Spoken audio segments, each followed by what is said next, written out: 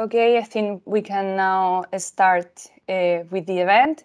Hello, everyone, and welcome to this EERES Week partner event. This event is organized by EERES4WATER project. I'm here with some of my colleagues of the EERES4WATER. Thank you so much for being here. And well, first of all, I would like to share with you some best practices or guidelines for the event. First of all, I would like to inform you that the webinar is being recorded and it will be shared on EERES4WATER social media and also on the project website. Also, please use the chat to send your questions, thoughts, and all the things that you want to share. We will have some time at the end of the event to speak with the speakers, to ask your questions, and to have a dynamic session. So I hope you all participate. And finally, please keep your cameras and microphones switched off unless you are presenting. So thank you so much. I'm going to share the agenda now. I hope you can see it well. The aim of the event is to raise awareness and to discuss about the Water-Energy Nexus and its link with the EU Green Deal. And first of all, my colleague Reza from Cardiff University and also EERES4WATER partner will introduce you this link, this Water-Energy Nexus. And also my colleague Juan Antonio de la Fuente from Instituto Tecnológico de Canarias will present the Cell Plus project. They are also partnered at EERES4WATER and they are working on several technologies, in fact. I will be presenting the EERES4WATER project and outline the objectives and some intermediate results. Also, Francesco Fantone from Università Politecnica delle Marche from Italy. They will be presenting a Smart Plan project. Thank you so much, Francesco, for being here and collaborate in this event. And finally, also my colleague Luis Fiallo from University of Évora will present Solar Tech project. Hello, Luis, thank you so much. And to finish with the event, we will have some interactive discussion. We will use a Mentimeter, and we will try to answer the question, how can the Water-Energy Nexus development support the EU Green Deal objectives? So that's all from my side. So we are going to start with the presentation. Reza, you can share your presentation and start when you want.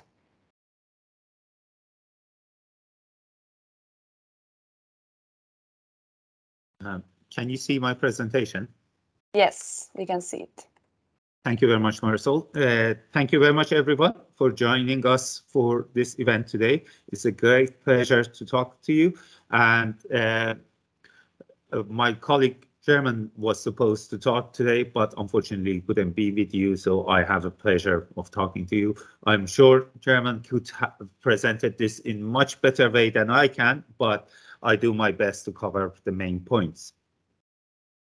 This is a very short presentation, so I only have 10 minutes to cover. So I talked about context of energy water nexus, and then SDGs and the Green Deal, and then some of the drivers as a part of the summary of my presentation.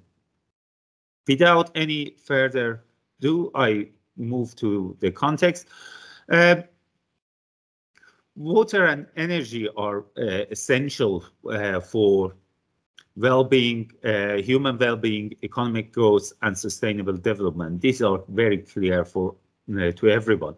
But at the same time, one of the key aspects of these are that they are very limited resources.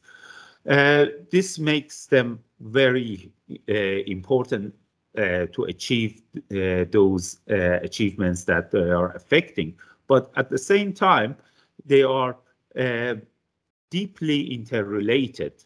Although there is no formal definition for energy water nexus, but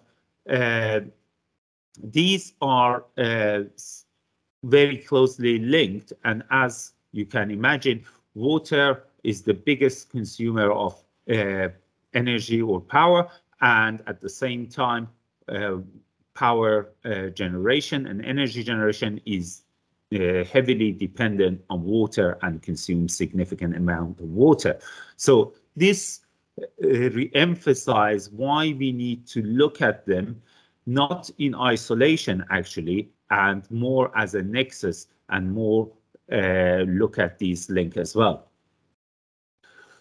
This is very important when we also consider the expected increase in demand for both energy and water. I would like to remind you that when we are talking about clean transport or less CO2 in transport, then that energy needs to come from somewhere. And since energy sector is one of the biggest consumer of water, so it means more water consumption. But at the same time, we have changes in economy of many countries, and the level of living in some countries is increasing. So that's, although a positive thing, it means that we consume more materials, we consume more energy, which needs those materials need more energy as well to produce, and we consume more energy as a change in lifestyle as well around the world. So again, this needs more energy, but at the same time, it has very high hidden water in these new materials that we use. So again, our water consumption is increased as well. And this cannot continue as it is. So the key point here for us is actually efficiency. Efficiency is a very important factor for both water and energy. And as you will see later in some of the presentation, so legislation and, for example, labeling or efficiency, as Marisol will present later, are the key factors are actually maintaining safe and continuous supply of water and energy to everyone in future. While these two increase, we need to remember that our water resources are under significant threat from climate change. So climate change will significantly affect our water resources, especially in warmer regions, but at the same time, the water quality will be affected in some places as well. So although we may have quantity of water, water quality might be affected. This again links to Nexus because energy sector and energy generation is one of the biggest drivers of climate change. So we can look at it from that point of view as well, and generating cleaner energy or renewable energy, or increasing the share of renewable energy in our energy portfolio will actually significantly benefit reducing the impact of climate change as well. One of the main aspects of our work is looking at SDGs and the European Green Deal. Obviously, in SDGs, when you look at the SDG graph on the left-hand side, you see that water is in the center of this, but at the same time, with SDGs 7 and 9, energy are emphasized as well. And the link between water and energy-water nexus is also highlighted here. But it's almost the other way around for Green Deal. Although many people consider Green Deal as energy focused because it's focused on, for example, clean and reliable and affordable energy or zero pollution transport, but at the same time, it affects water as well. So, for example, we have a zero pollution Europe, which directly linked to water, and it shows again in Green Deal, nexus between energy and water is considered. So because of in the interest of time, I move to my last slide, which is summary and highlighting some of these drivers. We need to remember that clean energy is actually becoming cheaper and cheaper, or renewable energies are becoming cheaper and cheaper. In the past decade, PV generation cost has dropped by 80%, and also onshore wind cost has dropped by about 40%, which are very positive. Also, if we want to build a new power station today, levelized cost of electricity for a PV generation or power station is actually lower than many traditional form of energy generation, which is very positive in further deployment of renewable energy resources. We need to remember that this reduction in cost has slowed down in recent year because of increase in raw material costs, but still the cost of other type of energy generation has increased more significantly. So still renewable energies are economic type of generation, and this will continue in future.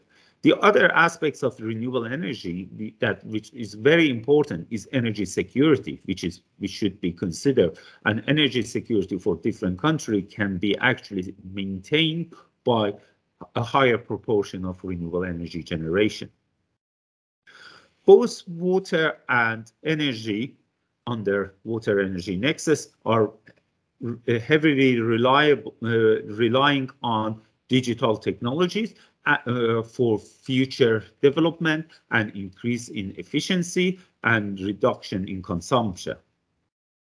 Also, as we discussed earlier, we are having increased use of electricity as a result of changing our behavior and cleaning our transport or zero pollution transport. But this again can be enhanced by digital technologies. But we need to remember that there are changes also in power system as a result of new, more contribution from renewable energy sources and also digital technologies. And we are moving from producer and consumer to producer, prosumer. Also, a key factor here is policy push. Around the world, we have strong political will for access to clean water for everyone. Also, this is clearly emphasized in Europe for the purpose of energy. So there are very strong policy pushes as well, both globally and on European side, to achieve affordable and clean water and electricity for everyone. And finally, climate change plays a big role in these, and actually it will increase the importance of looking at Water-Energy Nexus and making sure that actually we are looking at these as a nexus and not individually. Thank you very much, and I hope that I could deliver the message in this short time. Thank you. Thank you so much, Reza. I think it's a good introduction and context to understand all the overview, the Water-Energy Nexus, and to understand better the rest of the European projects that are going to be presented. So we are going to move on with the agenda and start with the next presentation. Juan Antonio de la Fuente from Instituto Tecnológico de Canarias is going to present and share with us the results of the SAL Plus project. So Juan Antonio, if you want to share your presentation, please go ahead. Thank you. Thank you, Marisol. Please tell me when you see my presentation.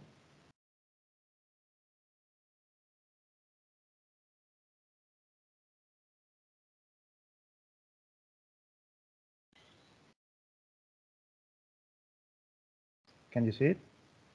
Yes, we can see the presentation, but not in full screen. Okay. For now, but it's, I think it's... Let me see if it now works. Can you see it now? Okay. Yes, great. Well, I'm going to introduce the Desert Plus Living Lab platform, which is led by ITC. This platform was the main objective of and result of the Desert Plus project. So the project had the general objective of creating and consolidating a joint research, development, and innovation. Sorry, this is going further. Platform, mainly focused in the Micronesian region. The aim of this platform is to have an excellent internationally recognized research and infrastructure standards in the area of desalination, the Water-Energy Nexus, and the exclusive use of renewable energy sources for desalination. This living lab is located, as mentioned before, in the Micronesia. The Micronesia is a collection of 4 archipelagos in the North Atlantic Ocean off the coast of Europe and Africa. You can see in the figure from north to south, we find the Azores in Portugal, Madeira, included also the Salvajan Island in Portugal also. Where we are, the Canary Islands in Spain and Cape Verde. We also have partners in Mauritania and Senegal. Well, desalination in the Micronesia is of huge importance. You can find there more than 350 desalination plants in operation. That means the highest density of desalination plants per square kilometer in the world, with a total installed capacity of more than 700,000 cubic meters per day. That means about 1% of the global installed desalination capacity. Our issue is that we have a great dependence on imported fossil fuels. In terms of inhabitants, more than 50% of the inhabitants and 14 million tourists are supplied with desalinated water. This desalinated water is also used for agriculture purposes and to irrigate recreational areas.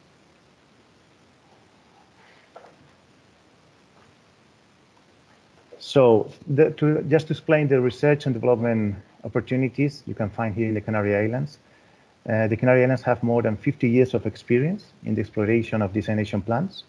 You can find a great variety of plant sizes with also a wide diversity of technologies, not only reverse osmosis, but also distillation technologies were tested here. And also under design condition and locations very different. You have also an availability of desalination infrastructures and pilot plants for experimentation. Of course, an excellent availability of natural resources like sun, wind, and of course, sea. We are surrounded by the sea. Together with relevant high qualified researchers, engineers, and desalination plant operators.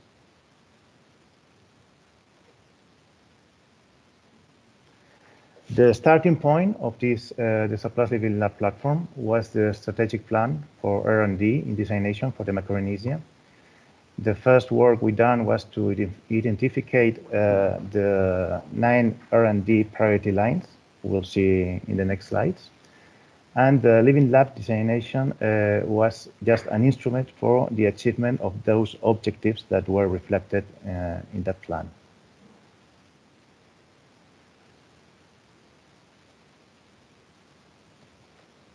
These research lines are here. The first one was the advanced maintenance, both preventive and predictive maintenance. Also the automation and big data treatment using artificial intelligence in desalination.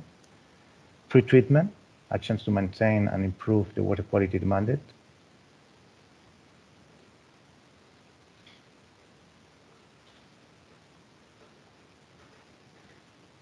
The fourth strategic line was the Membranes 4.0, We call that way because it just means the testing and operation of these critical elements in order to maximize their useful time in reverse osmosis. Also very important, as my colleague Reza has highlighted, the designated water-energy nexus, just to improve the energy efficiency of desalination processes and also to foster the direct use of renewable energy in desalination. The other strategic line was designated water quality, to improve the quality of designated water for multiple uses, especially for irrigation.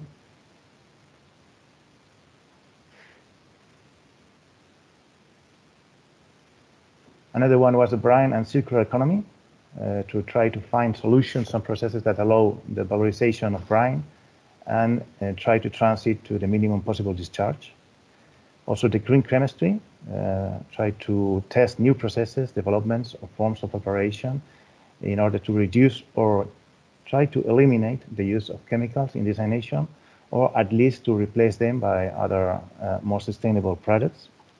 And finally, the emergent desalination technologies. Those are new desalination technologies that can become an alternative or at least a complement to reverse osmosis. Well, the creation of this living lab was made in 2017 with the aim to place on the map the Canary Islands as a global benchmark in the field of desalination and attracting international research and development projects to the Canaries. Also to increase the investment in R&D in desalination, the knowledge of the water-energy nexus, and trying to allocate resources in a coordinated way. We also try to facilitate practical innovation and accelerate the search of solutions, develop solutions and demonstrative and innovative projects. And last but not least, we want to consider Africa and Latin America as key desalination markets.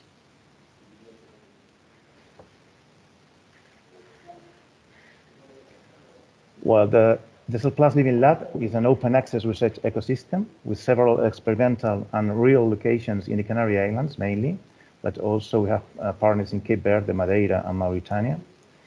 This ecosystem is just for testing, experimentation, and demonstration with the purpose of promoting the maturing of the commercial potential of a technology, product, and/or service. The Cellulose Living Lab has created the necessary conditions, infrastructures, and the protocols in order to access to desalination plants and to enable universities, research centers, manufacturers, companies, operators, and also end users in order to collaborate and cooperate using all these resources that are available within this ecosystem.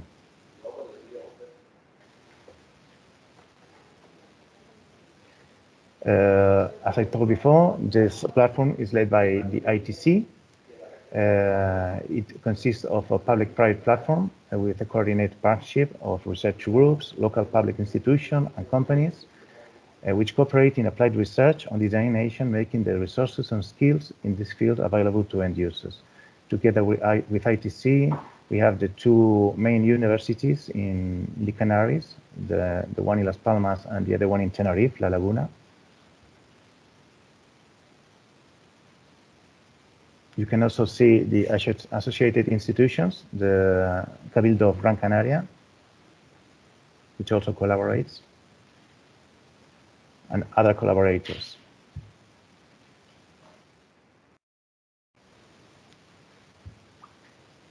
And of course, the funders.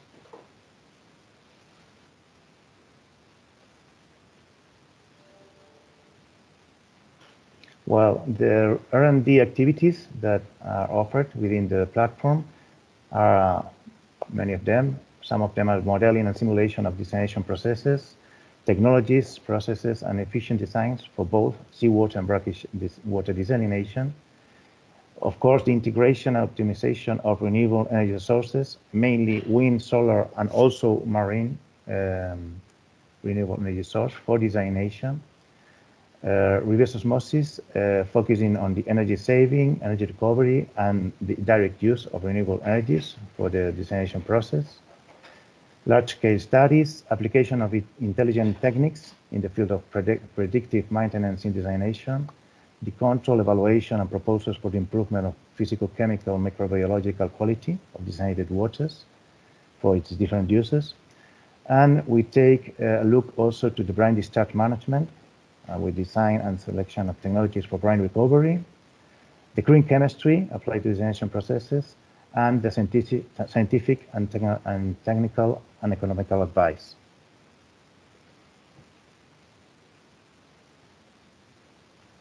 Our research and development infrastructures, we have a unique in the world desalination-oriented real-life and testbed infrastructure has been defined in order to research, develop, and test and validate the water desalination solutions.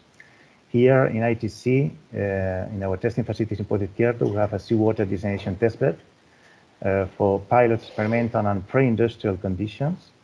It's about 0.1 square kilometers. We also have wind energy and solar photovoltaic fields, seawater intake, and brine discharge. We also count with the Plocan site. It's an offshore platform for also pilot, experimental, and pre- and industrial conditions. It has 23 square kilometers with a maximum depth of 600 meters. We count with a water laboratory for sea brine and desalinated water characterization. We also count with 3 demo areas inside private industrial desalination plants in order to test under real conditions for bigger scales desalination plants. And as you can see in the figures below, 3 pilot desalination plants for testing.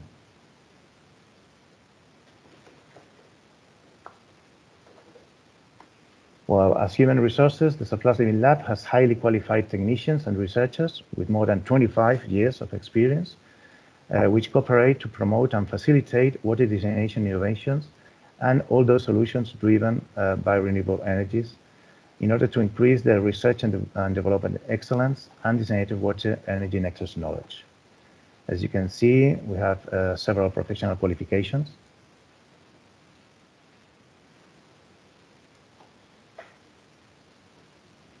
In the field and laboratory equipments, we have a unique high-performance equipment for analysis and test, field and lab devices, computer equipment, and specific software.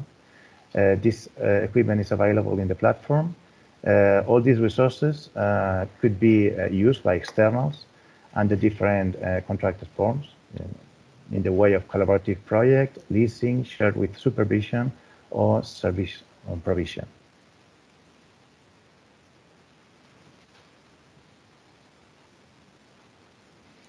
Some initiatives and projects within the Surplus Living Lab, studies and technical reports, analysis and tests in laboratory, testing in pilot plants, as you can see in the pictures below, prototype development, applications in real environments, software development, and also training.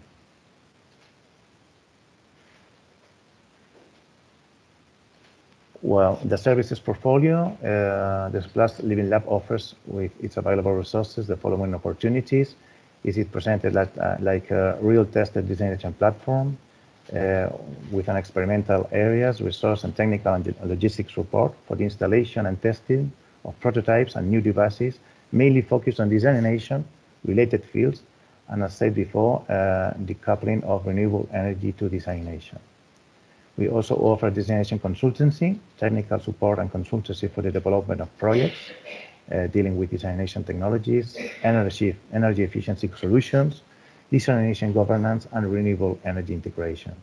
And finally, desalination knowledge and technology transfer.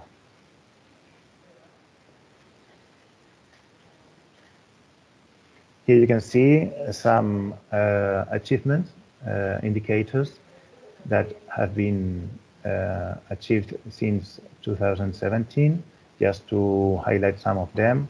Number of technicians and researchers at the Surplus Living Lab, 26. The number of desalination plants integrated in our Living Lab, 12 by the moment. Number of scientific publications, 41. Expressions of interest on the platform, 26. And number of new direct jobs created, 13. And the visits to our website, more than 18,000, and so on.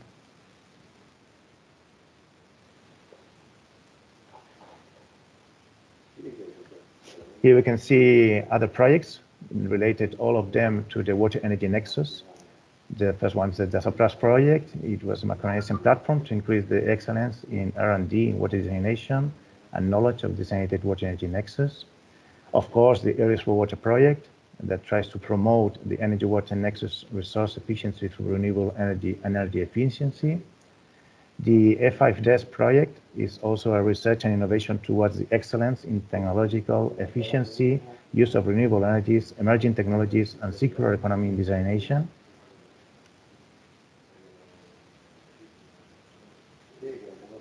We also find the DESAL-RO 2.0. This is an experimental platform for seawater reverse osmosis desalination with high energy efficiency. And finally, the EQUASOS project is an area for strengthening the governance and hydraulic and energy efficiency of water transport and treatment technologies.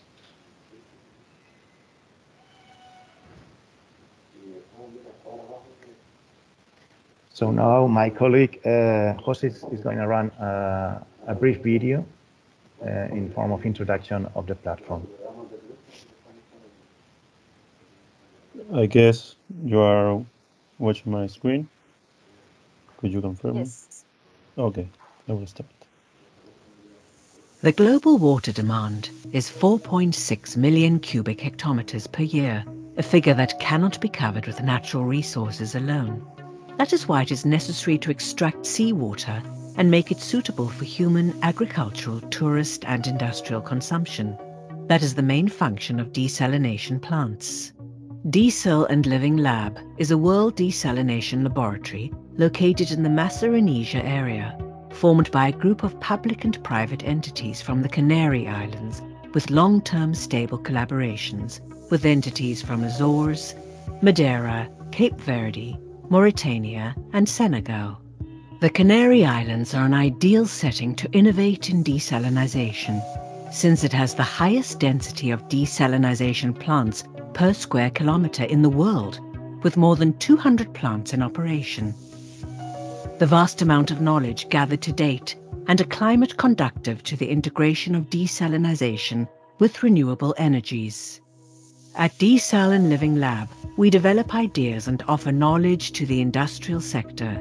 We are an open enclave to research worldwide, where we can carry out tests, experimentation, and demonstration in order to promote and mature the commercial potential of any technology, product, or service linked to desalination. We have the best team of experts and researchers.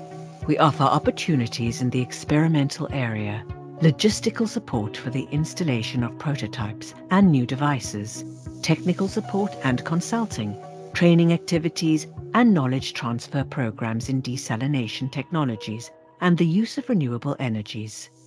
All this within the framework of the strategies of the blue and circular economy and the fight against climate change, supporting the implementation of the 2030 Agenda and the achievement of the Sustainable Development Goals.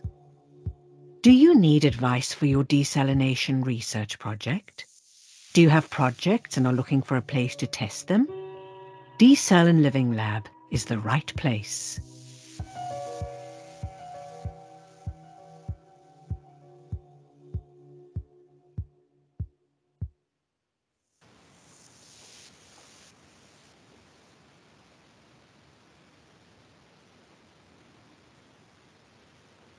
Si como yo gestionas la tesorería de tu empresa, tienes que usar Agicap. Con Agicap todas mis cuentas bancarias están en el mismo sitio y veo las entradas y salidas de dinero en tiempo real. Además, puedo hacer un seguimiento de todas mis facturas con un solo clic. Es súper práctico para comprobar mis previsiones de tesorería. Adiós a las hojas de cálculo a medianoche y todos los errores manuales. Me ahorro muchísimo tiempo. Y por fin estoy tranquila.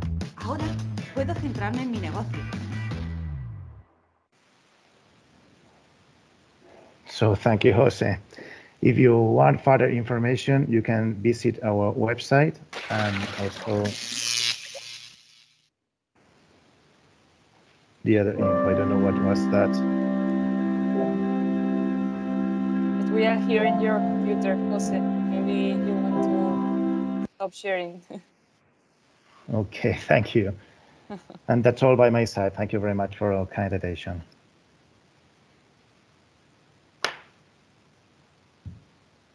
Well, thank you so much, Juan Antonio. Thank you so much for the present. Sorry, now you can see me. Difference in salinity between two solutions, like sea. Okay, now.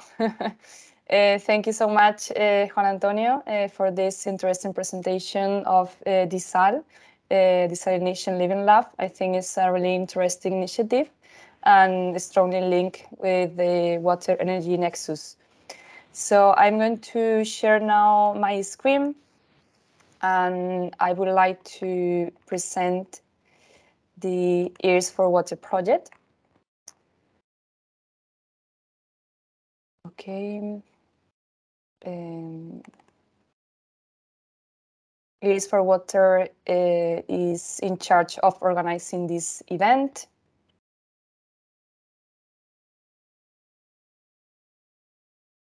Now I think you can see the screen. Yes. Right. Okay, great.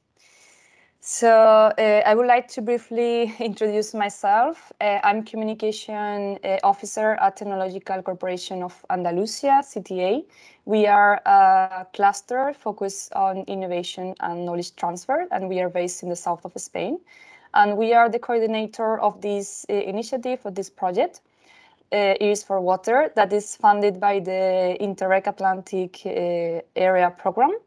And the complete name of the project is Promoting Energy-Water Nexus Resource Efficiency through Renewable Energy and Energy Efficiency. And you can have an idea of the aim, the goal of the project with this summary.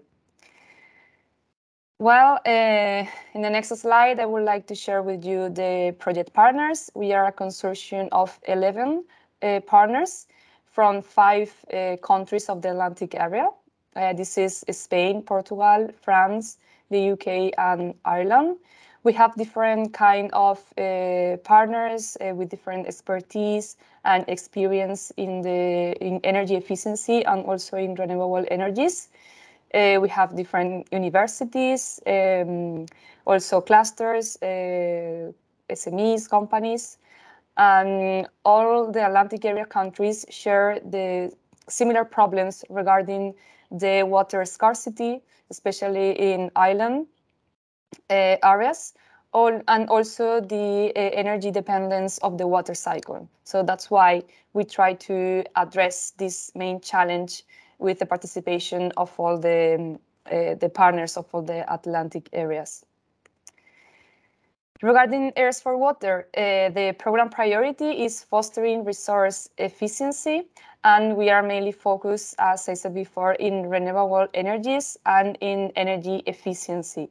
We are developing different technologies and policies and strategies that are all related to this nexus between water and energy.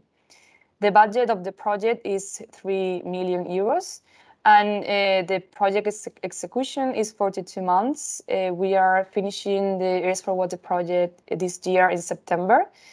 So now I would like to share some intermediate results, but the final result we will share in the final project event that we will have in September. So if you want to know more, please stay tuned to our social media and EERES4WATER website, because there we will share all the results and the technologies that we have developed.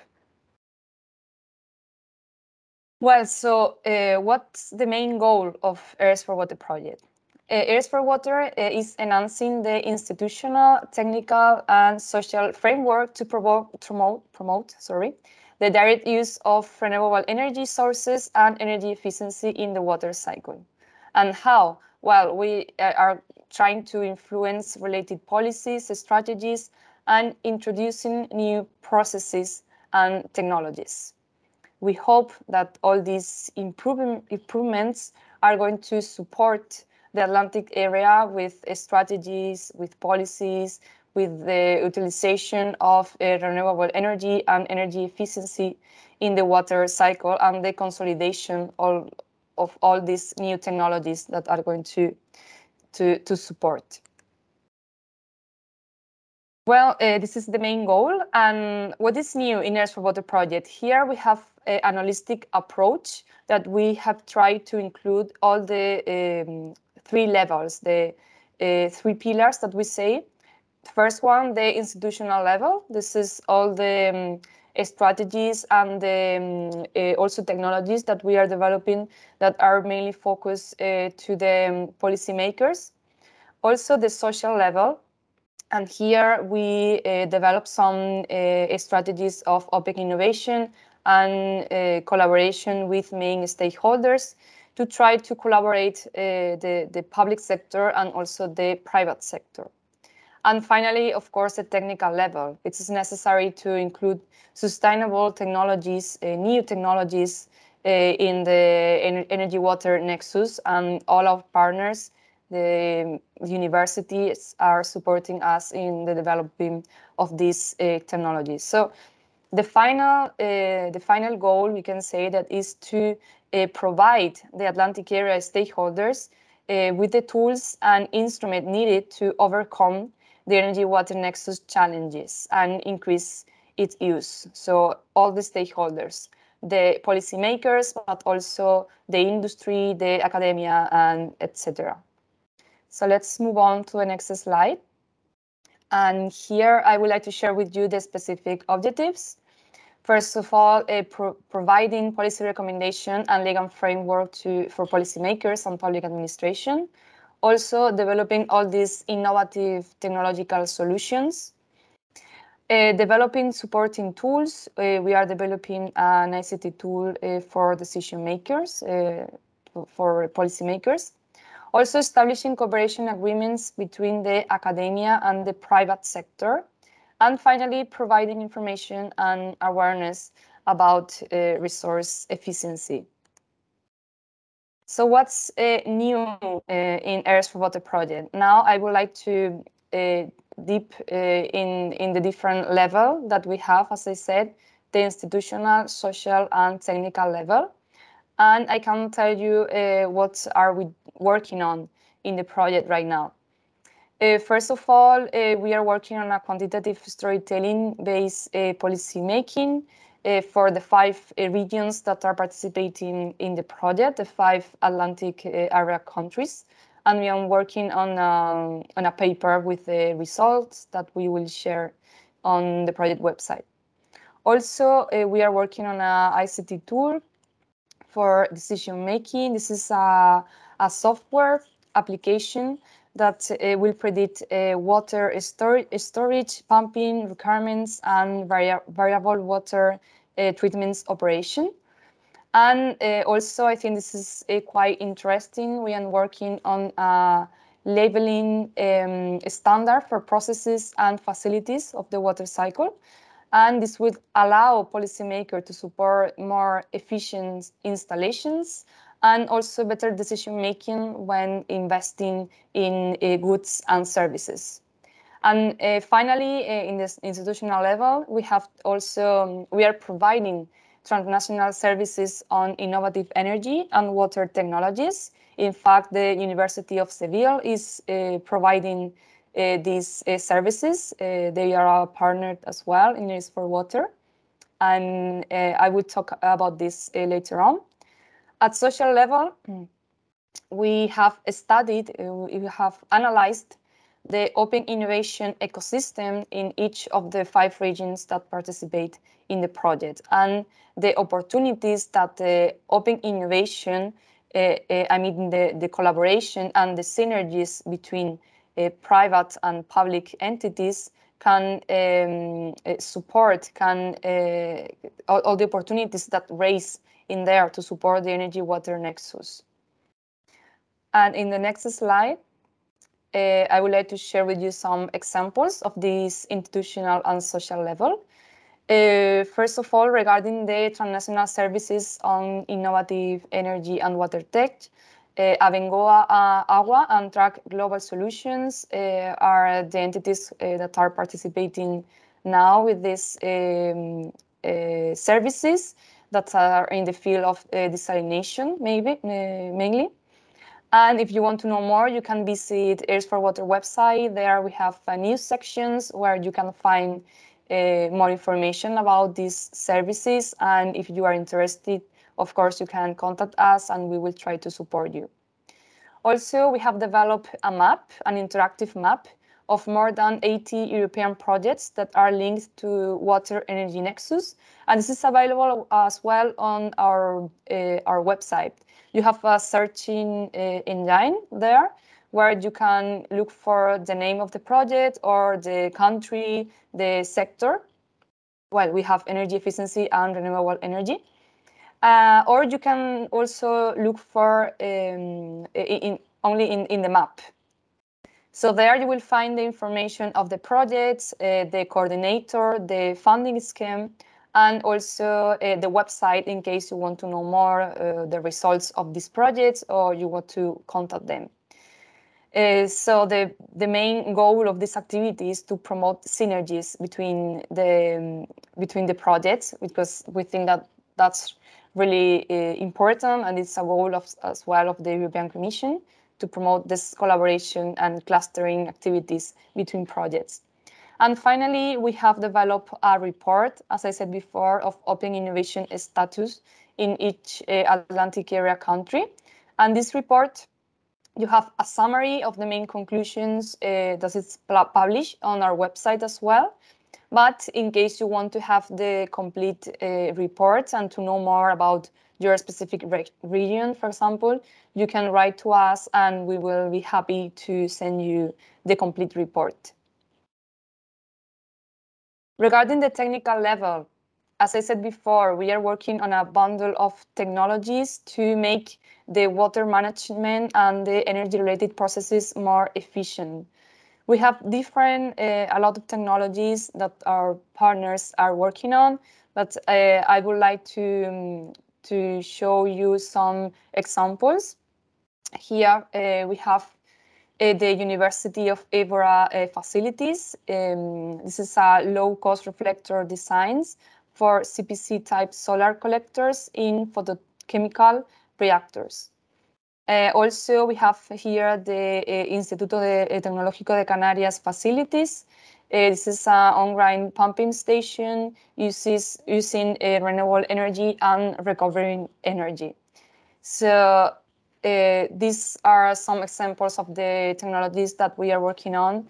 We are going to release a video very soon with the main examples of the technologies that we are working on. And also it will be presented at the final event, as I said before. Another examples of the technologies that we are working on, and this is our refurbishment of furrow test bed at CMAT, also a partner of EERES4WATER project, and a test rig demonstrator for pump use as turbine technology. And this is our colleague, our French colleagues from JEEP facilities. And this is all from my side. As I said before, I wanted to share with you an outline of the project, but all the final results we will share in September in the final event. So stay tuned. You can subscribe to our newsletter on the website, and also you here have our contact and social media accounts in case you want to know more about EERES4WATER. So thank you so much. I'm going to stop sharing my screen now, and we are going to continue with the agenda. So now, Francesco Fatone, you can share your presentation if you want. He's going to present a smart plant project that is also related to wastewater treatment plants. So please go ahead. Thank you very much, and thanks again for the invitation. You can see my screen, I think, and also in full mode, right? Yes. Perfect. So thanks, everybody. My name is Francesco Fatone, and I've been coordinating the Smart Plant Innovation Action that started in 2016 and finished in 2020. which objective was to demonstrate low carbon footprint material recovery in existing wastewater treatment plants. But further to this, I am also leading the Circular Water Cluster Vision Leadership Team in Water Europe. And I'm also secretary of the Resource Recovery from Water Cluster within the International Water Association. So I would be happy to discuss during the question and answer session also about the vision of Water Europe, even going beyond the Smart Plan project that I'm going to present now. Because the new vision is under elaboration, and we have to consider the last events, the pandemics, the war, and how this is going to impact the Nexus management. So about Smart Plant, we have addressed the relevant challenges for materials recovery, but you will see in the conclusion that still a lot of barriers are quite relevant. And I'm going to show contents about the technologies that have been tested and provided. Well, of course, you can go to the website that is still active, and here you can download deliverables, fact sheets, videos. A lot of material is available there. In addition, several papers have been published in high impact factor scientific journals, so a lot of material is available about this project. But further to this, I'm going to show also how we have analyzed the impact of materials recovery on energy efficiency, energy footprint, and carbon footprint, so as to conclude about the current state of the art and how we should work to overcome this barrier. What are the challenges when you want to recover materials? Well, the challenges are not related only to technologies, but we have to consider the regulatory changes, the technical value of the material, because when you are recovering material from wastewater, sludge, or from waste in general, this has to be comparable to raw materials. So that's a challenge. And also we have to include the proper calculation of holistic costs in order to take into account how to support incentive policies. So with this Smart Plant, we were addressing all these challenges, not only the technical challenges, because, for example, our technologies were tested in real treatment plants and together with the water utility operators. And we were also addressing the holistic assessment, energy, carbon footprint, LCA, LCC, that was then supporting the national and European policies. And finally, we have also addressed the regulatory framework, because urban water cycle is a regulated sector, and water tariff is sometimes driving the decisions of the water utilities. So this systemic approach was our challenge, but also our value. And if we consider the pyramid of values that can be recovered from wastewater, well, of course, the more is the volume, usually the less is the value. And we were focusing on the recovery of materials, chemicals, fertilizer. And we think that this level 3 is the one that can go to the market with the barriers that can be overcome. Of course, we can even recover more than this food feed, but still the risk associated with this kind of recovery can be quite higher. Well, after all this work, if we consider the latest Circular Economy Action Plan, we will see that still materials recovery from wastewater is a minor point in the Circular Economy strategy of the European Union. In fact, if we consider the water sector, we still see that there is an interest of water reuse, there is an interest about nutrient management planning, but the value that can be associated to wastewater is not promoted enough, probably. So, well, we have to wonder if we had a relevant impact on European policies after this content of the Circular Action Plan.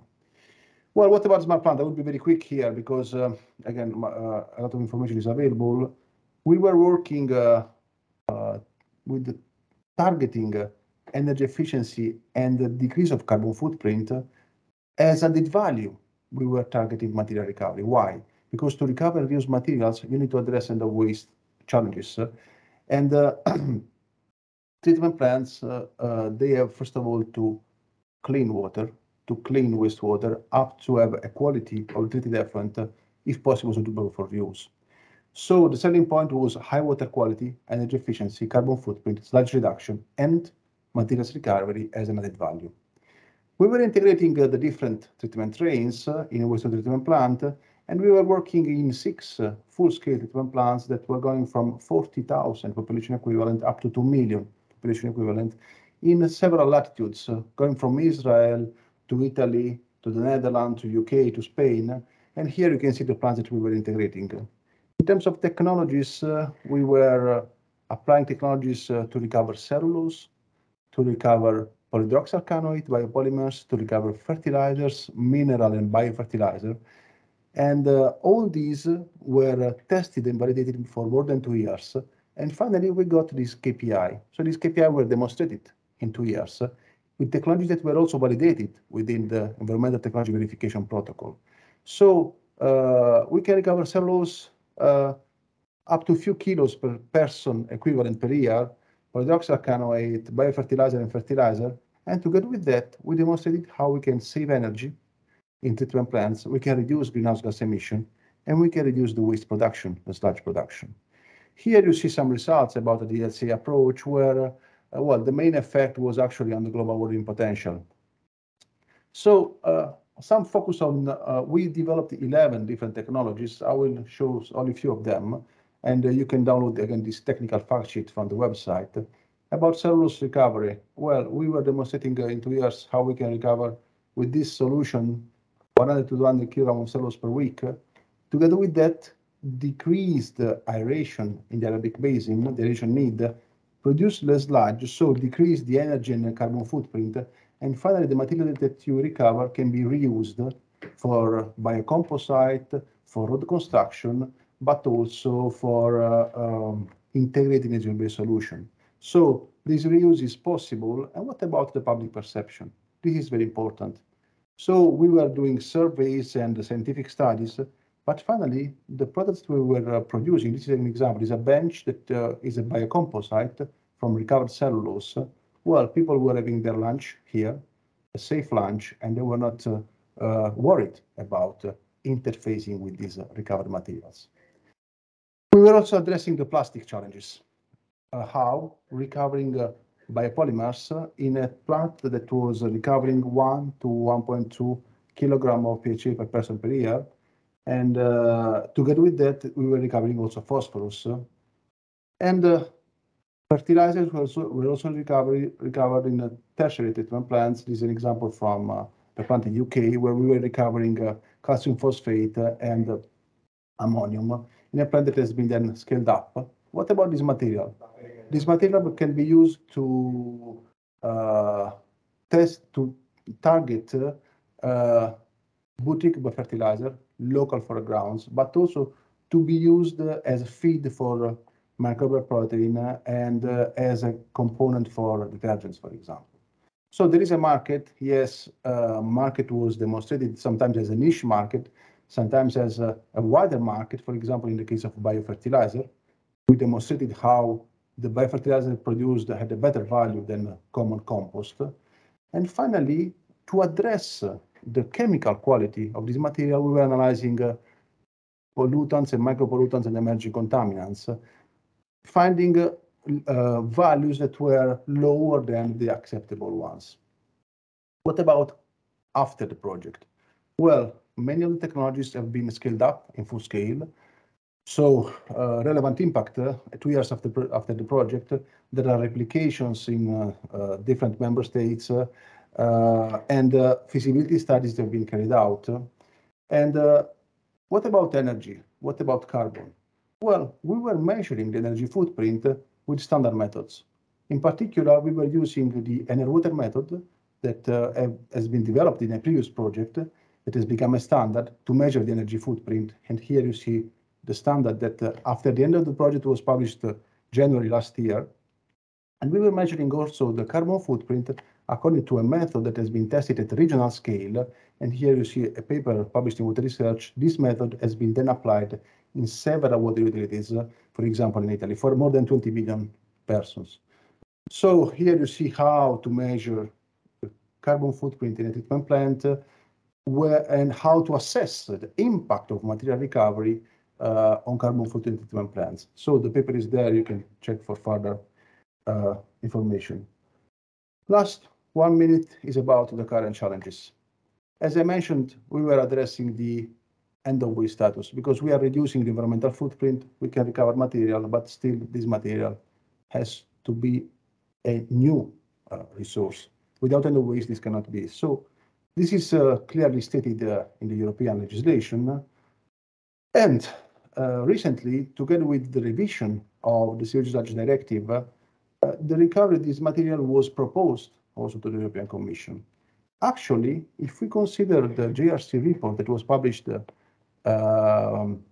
show the results about scoping possible further EU-wide end of waste and byproduct criteria, we can see that materials from wastewater have been considered of interest sometimes, but not a priority. So this means that we have to work at the national level probably when this is relevant for the local economy. So thanks a lot for your time, and I will be very happy to answer your questions.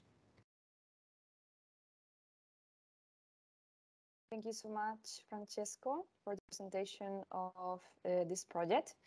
If you have any questions, if any of the attendees have any questions, can send us by the chat, and we will have some time of Q&A at the end. So we are going to continue with the last presentation that is going to be done by my colleague Luis Fiallo from the University of Évora. So please, Luis, you can share your screen, your presentation if you want. He's going to present Solar Tech project that is also linked to this energy and water cycle, specifically with solar energy. Thank you, Marisol.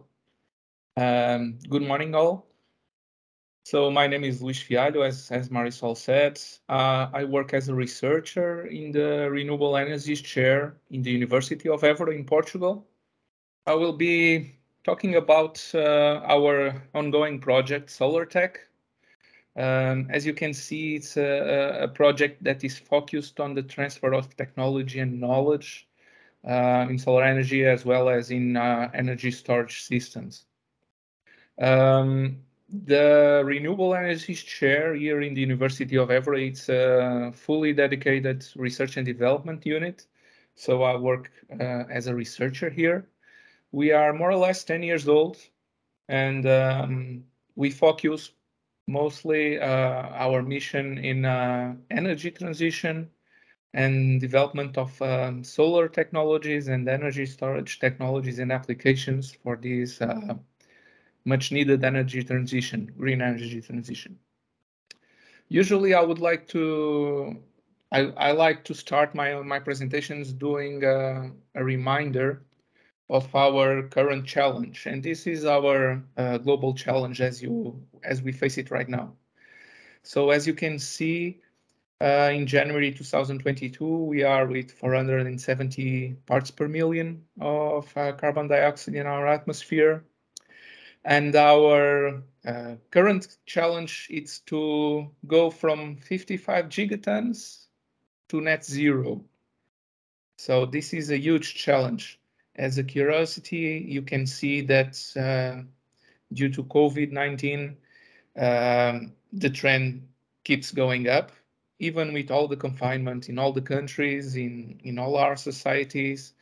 We don't see any apparent impact due to these confinement strategies. So this is really a huge challenge that we face right now.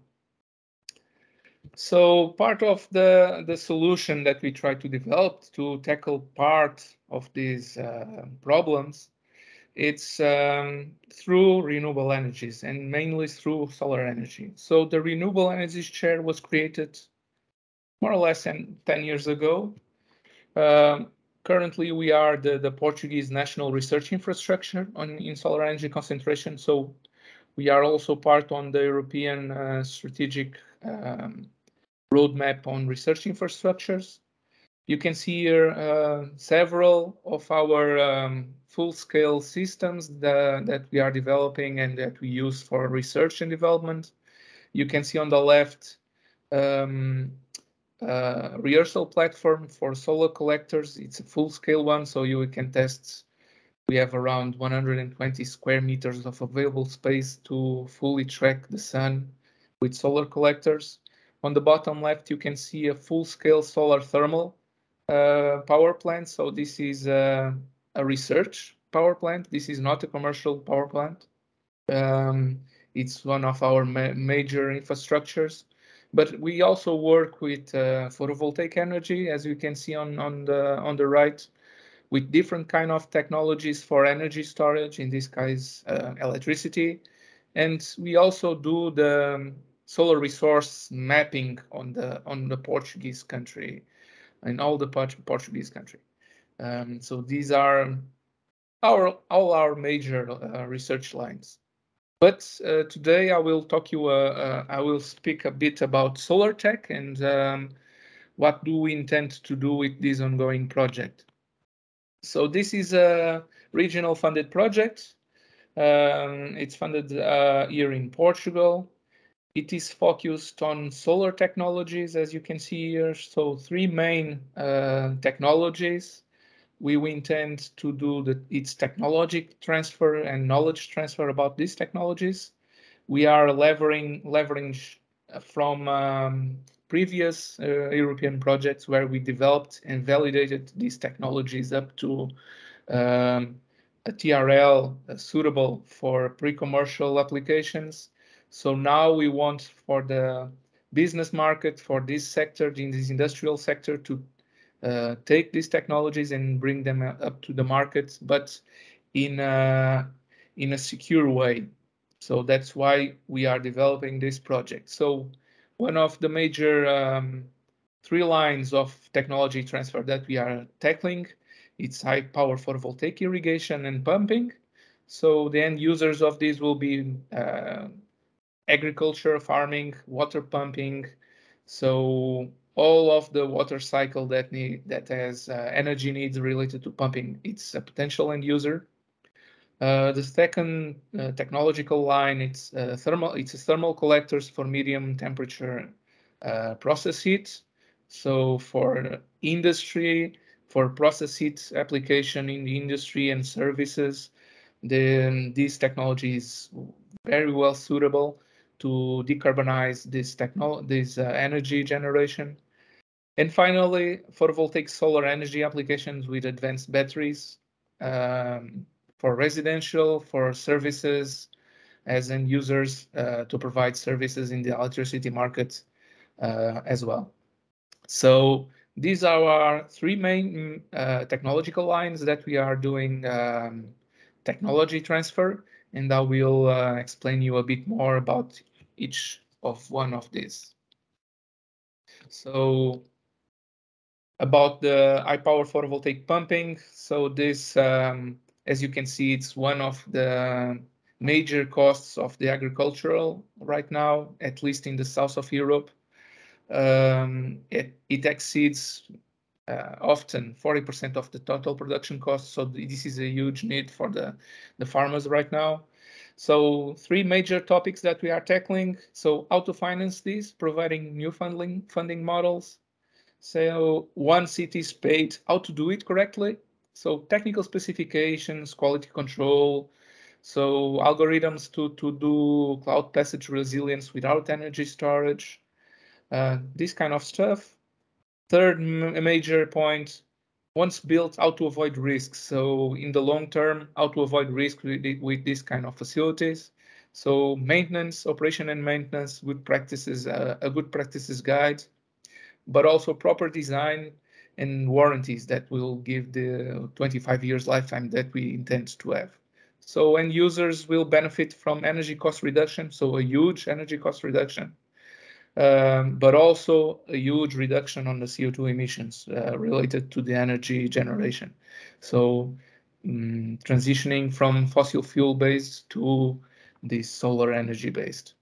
Second technological line that we are doing transfer of, it's the thermal collectors for medium temperature process heat. So a new type of CPC type collectors that we have designed here. So you can see on the left a full scale application of this on a rooftop of an industry here in our city. This is the validation prototype of these collectors. They can produce heat up to 200 degrees, 250 degrees. So this is an air stationary concept, so it doesn't need full-time solar tracking, keeping the costs with that low. End users, so probably they will benefit from each generation cost reduction, but also as a low-cost heat storage. So this is coupled with phase-changing materials energy storage. This intends to have, for sure, a low cost in operation and maintenance tasks. Third technological line, photovoltaic solar applications with advanced batteries. So what we intend to fill this gap that we have detected in the knowledge in the market. So in the companies operating in the market right now, there are huge knowledge gaps, and we intend to solve this, providing knowledge about the control and command of hybrid systems, how to do proper technical specifications and quality control on these kind of systems, but also good practices on how to engineering, design, and commission these systems. Proper and efficient energy management strategies focused on key performance indicators, and finally, how to perform suitable technical and economic project assessment for these systems. So obviously for end users, this will give energy cost reductions and improved performance, and of course, reduction on CO2 emissions. So how do we do this? How we intend to do this? So we will be providing workshops and training. So the first workshop will be in September. So after the summer break, we will start to have a full calendar of workshops. So please, if you are interested, feel free to register now for this upcoming training. Use this, you can use this email on the left. So we will have two types of training.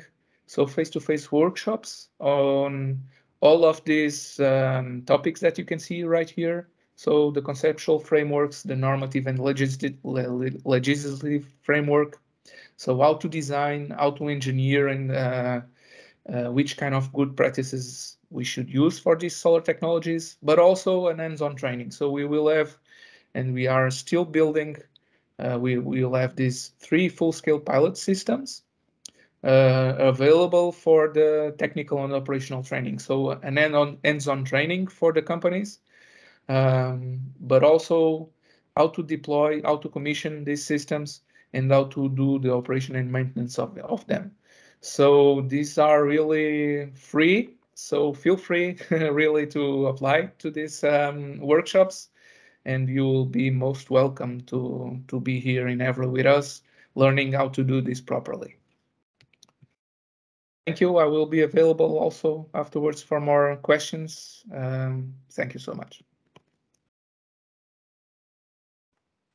Thank you so much, Luis, for the presentation of Solar Tech. So this is our last presentation.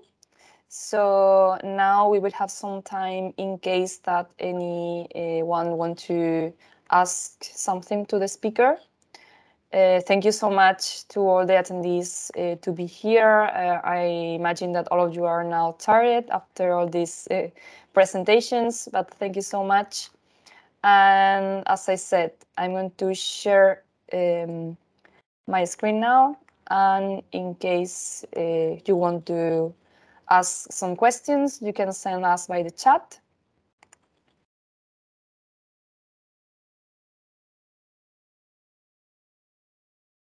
And thank you so much to all the speakers, Juan Antonio, Tony, Luis, also Francesco, and my colleague, Jose from CTA. Thank you so much. I don't see any questions in the chat, so maybe we can move on to the final interactive session that we are going to use a Mentimeter. I would like you to go to Menti. Here you have the access, and also my colleague Jose has shared the access through the chat. Thank you. So please join us on Menti. We are going to talk a bit and discuss a bit about energy and water. And just to finish with this event and this EERE Week partnered event. So I will give you some time. Well, I've seen that there are some people now in Menti, so I'm going to share the results.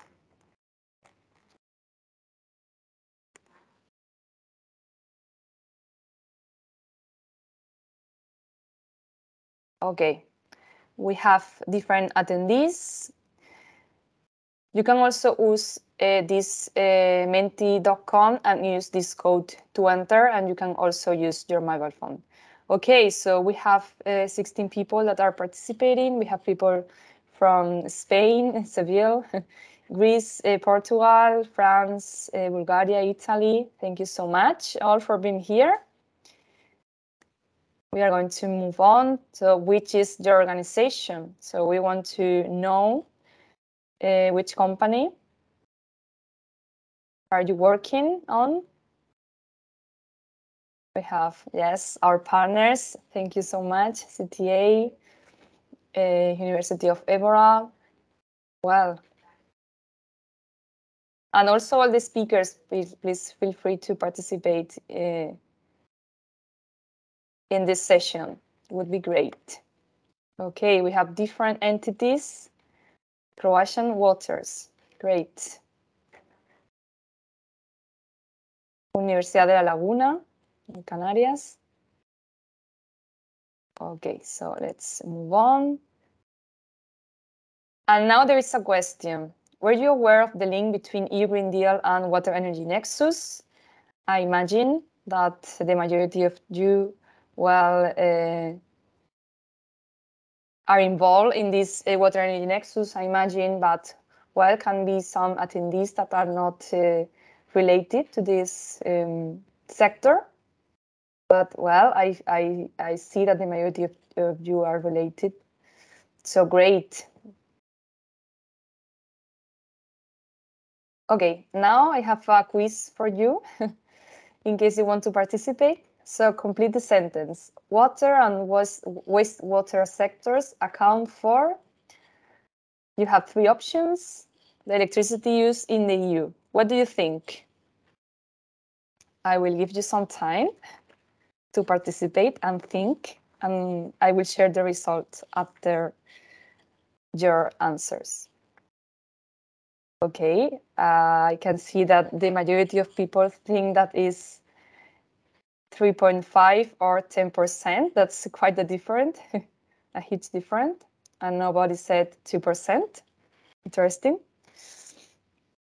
Well, I'm going to show you. This is the source of the European Commission. So water and wastewater sectors account for the 3.5% of electricity in the use in the EU.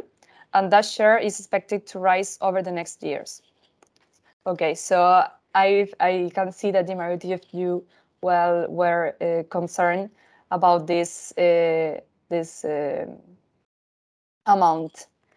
And the next one is another question. I will give you some time as well. It says for municipalities, water and wastewater facilities account for, and you have also three options of local authorities' total electricity bill.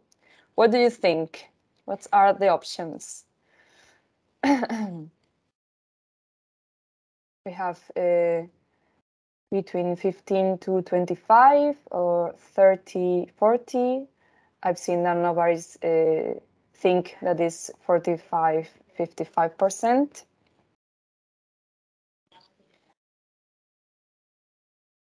Okay, does anyone want to participate as well? Well, I'm going to show you as well the results. For municipalities,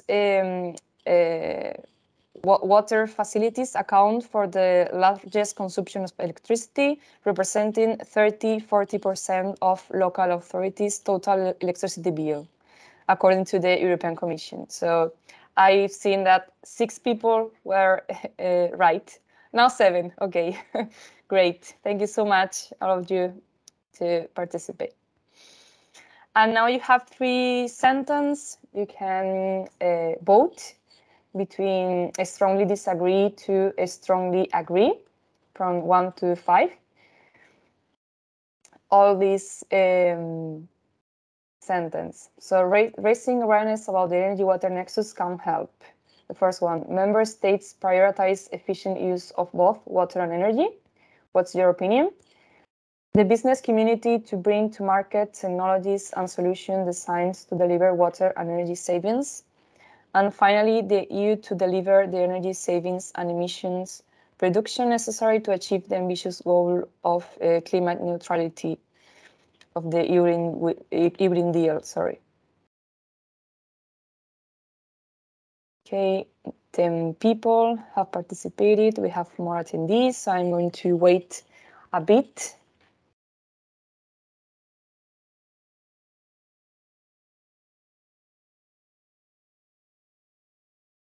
So I would like to know what our speakers think as well.